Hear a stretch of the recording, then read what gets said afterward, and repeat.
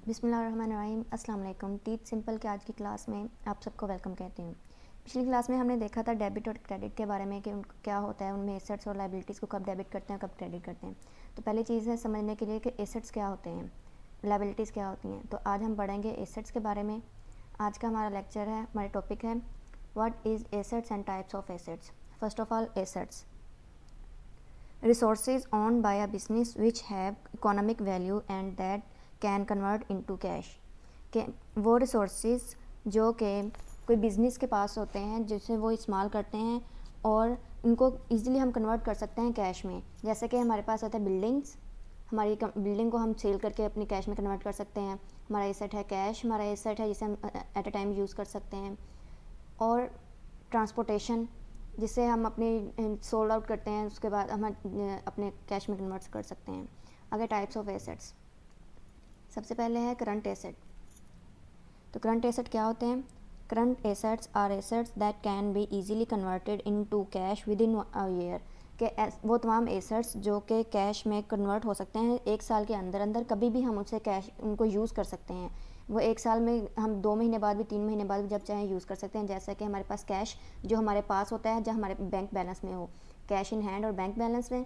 Stock, हमारी जो inventory होती है, जो चीज़ें हम बनाते हैं जिन्हें हमने सेव किया होता है।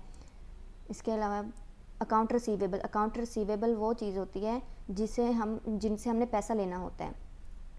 इसके बाद है fixed assets. Fix assets are assets that can not be easily converted into cash within 1 year.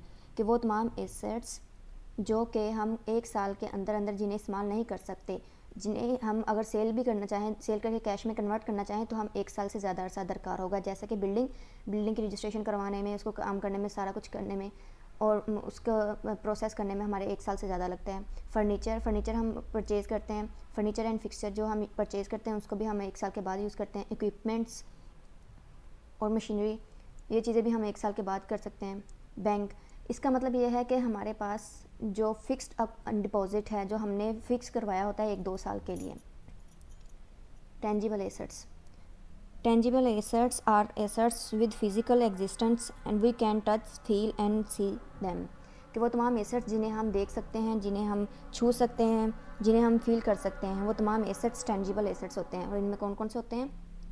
Building हमें नज़र आती है, इक्विपमेंट हमें नज़र आते हैं, स्टॉक हमारा सामने होता है, हम उन्हें छू सकते हैं, कैश हमारे पास होता है, हमारी ट्रांसपोर्टेशन होती है, फर्नीचर होता है, ये सारी चीज़ें हम छू भी सकते हैं। और intangible assets are assets that are not physical in nature, के जिन्हें हम छू नहीं सकते, जो फिजिकल नहीं होते, जो हमें नज़र नहीं आते, लेकिन हमारा एसेट होते हैं, हमें वो फ़ायदा पहुंचाते हैं। वो कौन से? वो तमाम एसेट्स जो हमारे लिए फ़ायदा तो होते हैं लेकिन हमें नज़र नहीं आते। ट्रेडमार्क हमारी कंपनी का नेम, जो हम लोगो वगैरह जो हम आगे यूज़ करते हैं, वो हमारा ट्रेडमार्क होता है, ये हमारा एसेट होता है, ताकि वो कोई और यूज़ ना कर सके। ये सिर्फ हमारे पास रहता है। हम इसके आर के साथ हम करते हैं कि हमारे पास ये रजिस्टर्ड है। उसके बाद कॉपीराइट आप अपनी कंपनी को के तमाम कॉपीराइट रिजर्व करवा लेते हैं। लिखा होता है copyright all rights are reserve. तो इट मीन के कॉपीराइट हमने परचेज़ किए हुए हैं, अब हमारी कंपनी को कोई भी नेम वगैरह आगे यूज़ नहीं कर सकता।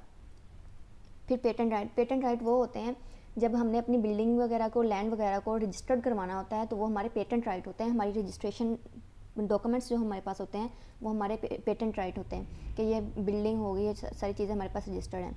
इसके बाद आते हैं गुडविल वो चीज़ होती है जो हमारी रेपुटेशन होती है, हमारी ऐसे हमारा नाम जो मार्केट में बना होता है, वो हमारी गुडविल होती है। हम किसी भी कहते हैं हमारा कंपनी में मार्केट में बहुत नाम बना हुआ है, तो हमारे ब्रांड का जो नाम कंपनी बना होता है वो हमारे इसमें आता है, हमारे टेंजिबल एसेट्स में, हमारे गुडविल में आता है। तो आज का ये लेक्चर था, आई होप आपको अच्छा लगा होगा, समझ आया होगा। नेक्स्ट आगे लायबिलिटीज़ के बारे में, क्या इनकी डेफिनेशंस और सब कुछ, ये सारा हम अपने नेक्स्ट लेक्चर में डिस्कस करेंगे। आज के लेक्चर में हमने एसेट्स का किया है, अब फर्दर इसको आगे हम डिस्कस करेंगे। Thank you.